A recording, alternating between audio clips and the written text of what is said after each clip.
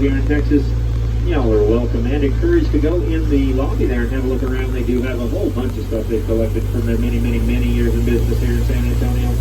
Inside the Manger Hotel is also the Manger Bar, and that's where Teddy Roosevelt recruited some of the Rough Riders. Y'all can stop on in there, have yourself a drink, and sit in the very same seat Teddy Roosevelt sat in. If you're not exactly sure which seat that is, just go ahead and sit in all the seats. Coming up here now on our right, built in 1718, originally named Mission San Antonio de Valero, and most famous for a battle that happened here in 1836. Of course, it's the Alamo. If it were 1836 right now, we would be inside the walls of the Alamo Mission. Took up about 4 acres, and that building there that we recognize as the Alamo, that's the church or chapel that's called the Alamo. This monument here to the right is called the Cenotaph.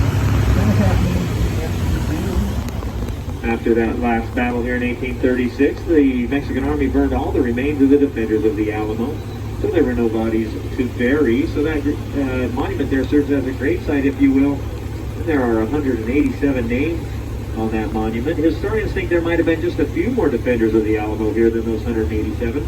Somewhere a little bit closer to 200 defenders of the Alamo. And they were divided into 2 different groups of soldiers here at the Alamo. There was the regular Texas Army, led by William Barrett Travis, and then there were the volunteer soldiers led by James Bowie. And of course the defenders of the Alamo were joined a little bit later by famed frontiersman Davy Crockett. Davy Crockett was sent down here by General Sam Houston. General Sam Houston was the general over the entire Texas Army, and he sent Davy Crockett down here with a few men in order to bring some of the cannons out of the Alamo, because General Houston did not want to lose those cannons when he lost the Alamo to the Mexican Army. When Davy Crockett got here, though, with those few men, he said he did not have enough horses to bring any of those cannons out of the Alamo. So instead, he stayed to help fortify the Alamo, help defend the Alamo, and of course he died in that final day of fighting there in 1836.